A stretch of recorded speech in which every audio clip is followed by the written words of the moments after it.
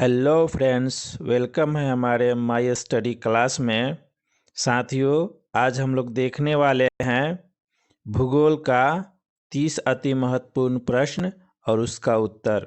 साथियों, ये प्रश्न सभी प्रतियोगी परीक्षाओं के लिए काफ़ी उपयोगी है। इन 30 प्रश्नों में आप कितने प्रश्नों का उत्तर जानते हैं, कमेंट बॉक्स में ज़रूर बताइएगा। वीडियो अच्छा लगेगा तो लाइक कर दीजिएगा, अपने दोस्तों के साथ शेयर कर दीजिएगा। यदि चैनल सब्सक्राइब नहीं किए हो तो सब्सक्राइब कर लीजिएगा। तो चलिए आज का वीडियो शुरू करते हैं। आज का पहला प्रश्न है, मस्सावा बंदरगाह किस देश में अवस्थित है? तो इसका आंसर हो जाएगा बी, इरिट्रिया। इसका आंसर बी हो जाएगा। चलते हैं अगले प्रश्न को देखते हैं। अगला प्रश्न है, अफ्रीका के रूम सागरीय तट पर कौन सा बंदरगाह है? तो इसका आंसर हो जाएगा बी, सिकंदरिया। इसका आंसर बी हो जाएगा। अफ्रीका के रूम सागरीय तट पर सिकंदरिया बंदरगाह है। चलते हैं अगले प्रश्न को देखते हैं। अगला प्रश्न है, कौन सा बंदरगाह यूरोपोर्ट के नाम से जाना जाता है? तो इसका आंसर हो जाएगा सी, रॉटरडम। इसका आंसर सी हो जाएगा। रॉटरडम बंदरगाह को यूरोपोर्ट के नाम से जाना जाता है। तो चलते हैं अगले प्रश्न को देखते हैं। आज का अगला प्रश्न है, निम्नलिखित में से किसे 5 सागरों का पतन कहा जाता है? तो इसका आंसर हो जाएगा बी, मास्को। इसका आंसर बी हो जाएगा। चलते हैं अगले प्रश्न को देखते हैं। आज का अगला प्रश्न है, यूरोप का सर्वाधिक महत्वपूर्ण बंदरगाह रॉटरडम किस देश में अवस्थित है? तो इसका आंसर हो जाएगा ए, नीदरलैंड। इसका आंसर ए हो जाएगा। रॉटरडम बंदरगाह नीदरलैंड में अवस्थित है। चलते हैं अगले प्रश्न को देखते हैं। आज का अगला प्रश्न है, निम्नलिखित में कौन टोक्यो का बंदरगाह है? तो इसका आंसर हो जाएगा डी, याकोहामा। इसका आंसर डी हो जाएगा। याकोहामा बंदरगाह टोक्यो में स्थित है। आज का अगला प्रश्न है, निम्नलिखित में से किस प्रकार के वनों का विस्तार केवल उत्तरी गोलार्ध में पाया जाता है? तो इसका आंसर हो जाएगा बी, समशीतोष्ण कोणधारी वन। इसका आंसर बी हो जाएगा।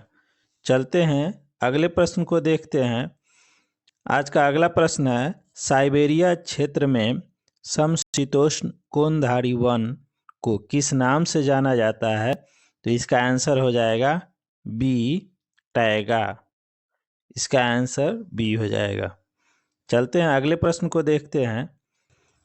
आज का अगला प्रश्न है, पेरिस शहर किस नदी के तट पर स्थित है? तो इसका आंसर हो जाएगा सी, सीन। इसका आंसर सी हो जाएगा। पेरिस शहर सीन नदी के तट पर स्थित है। चलते हैं अगले प्रश्न को देखते हैं। आज का अगला प्रश्न है, वियना शहर किस नदी के किनारे बसा है? तो इसका आंसर हो जाएगा ए, डेन्यूब। इसका आंसर ए हो जाएगा। वियना शहर डेन्यूब नदी के किनारे बसा है। चलते हैं अगले प्रश्न को देखते हैं। आज का अगला प्रश्न है, रोम नगर किस नदी के किनारे बसा है? तो इसका आंसर हो जाएगा सी, टाइबर। इसका आंसर सी हो जाएगा। रोम नगर टाइबर नदी के किनारे बसा है। चलते हैं अगले प्रश्न को देखते हैं। आज का अगला प्रश्न है, हैम्बर्ग किस नदी के मुहाने पर स्थित है? तो इसका आंसर हो जाएगा ए, एल्ब। इसका आंसर ए हो जाएगा। चलते हैं अगले प्रश्न को देखते हैं। आज का अगला प्रश्न है, निम्न में से कौन सा शहर नील नदी के किनारे बसा हुआ है? तो इसका आंसर हो जाएगा सी, खार्तूम। इसका आंसर सी हो जाएगा। खार्तूम नील नदी के किनारे बसा हुआ है। चलते हैं अगले प्रश्न को देखते हैं। आज का अगला प्रश्न है, डेल्टा का नामकरणकर्ता किसे माना जाता है? तो इसका आंसर हो जाएगा ए, हेरोडोटस। इसका आंसर ए हो जाएगा। चलते हैं अगले प्रश्न को देखते हैं। आज का अगला प्रश्न है, सदाबहार वर्षा वन कहाँ पाए जाते हैं? तो इसका आंसर हो जाएगा डी, ब्राज़ील। इसका आंसर डी हो जाएगा। सदाबहार वर्षा वन ब्राज़ील में पाए जाते हैं। चलते हैं अगले प्रश्न को देखते हैं। आज का अगला प्रश्न है, सवाना घास का मैदान कहाँ है? तो इसका आंसर हो जाएगा ए, अफ्रीका में। सवाना घास का मैदान कहाँ स्थित है? तो अफ्रीका में स्थित है। चलते हैं अगले प्रश्न को देखते हैं। आज का अगला प्रश्न है, सामान्यतया डेल्टा की आकृति किस प्रकार की होती है? तो इसका आंसर हो जाएगा ए, त्रिभुजाकार। डेल्टा की आकृति किस प्रकार की होती है? तो त्रिभुजाकार होती है। चलते हैं अगले प्रश्न को देखते हैं। आज का अगला प्रश्न है, कौन सी नदी पंजाकार डेल्टा का सुंदर उदाहरण प्रस्तुत करता है? तो इसका आंसर हो जाएगा डी, मिसिसिपी। इसका आंसर डी हो जाएगा। चलते हैं अगले प्रश्न को देखते हैं। आज का अगला प्रश्न है, निम्नलिखित में से किस नदी का डेल्टा चिड़िया के पर जैसा है? तो इसका आंसर हो जाएगा सी, मिसिसिपी। इसका आंसर सी हो जाएगा। चलते हैं अगले प्रश्न को देखते हैं। आज का अगला प्रश्न है, गंगा नदी का डेल्टा किस प्रकार का है? तो इसका आंसर हो जाएगा सी, चापाकार। इसका आंसर सी हो जाएगा। चलते हैं अगले प्रश्न को देखते हैं। आज का अगला प्रश्न है, नदी द्वारा वृद्धावस्था में किस महत्वपूर्ण स्थलाकृति की रचना होती है? तो इसका आंसर हो जाएगा सी, डेल्टा। इसका आंसर सी हो जाएगा। चलते हैं अगले प्रश्न को देखते हैं। आज का अगला प्रश्न है, रेड रिवर के डेल्टा क्षेत्र में कौन सा नगर स्थित है? तो इसका आंसर हो जाएगा डी, हनोई। इसका आंसर डी हो जाएगा। चलते हैं अगले प्रश्न को देखते हैं।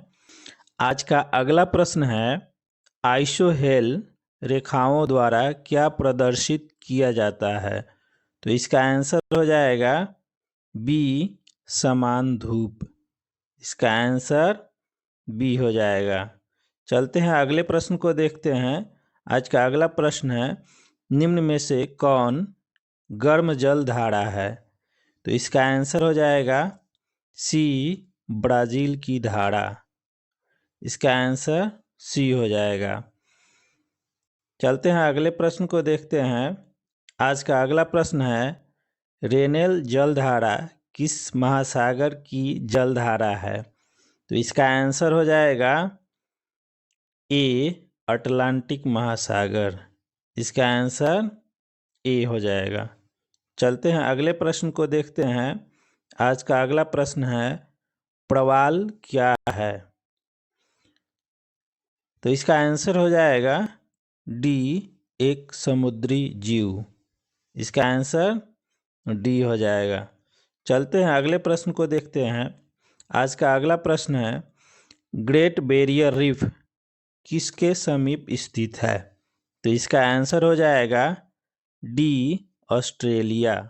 इसका आंसर डी हो जाएगा। चलते हैं अगले प्रश्न को देखते हैं। आज का अगला प्रश्न है, विश्व की सबसे व्यस्त व्यापारिक नदी है? तो इसका आंसर हो जाएगा बी, राइन। इसका आंसर बी हो जाएगा। विश्व की सबसे व्यस्त व्यापारिक नदी राइन नदी है। चलते हैं अगले प्रश्न को देखते हैं। आज का अगला प्रश्न है, सीन नदी कहाँ बहती है? तो इसका आंसर हो जाएगा ए, फ्रांस में। सीन नदी कहाँ बहती है? तो फ्रांस में बहती है। चलते हैं अगले प्रश्न को देखते हैं। आज का अगला प्रश्न है, नील नदी कहाँ गिरती है? तो इसका आंसर हो जाएगा डी, भूमध्य सागर में। नील नदी कहाँ गिरती है? तो भूमध्य सागर में गिरती है। साथियों, वीडियो अच्छा लगा तो लाइक कर दीजिएगा, अपने दोस्तों के साथ शेयर कर दीजिएगा। यदि चैनल सब्सक्राइब नहीं किए हो तो सब्सक्राइब कर लीजिएगा। तो चलिए मिलते हैं हम लोग अगले वीडियो में। जय हिंद साथियों।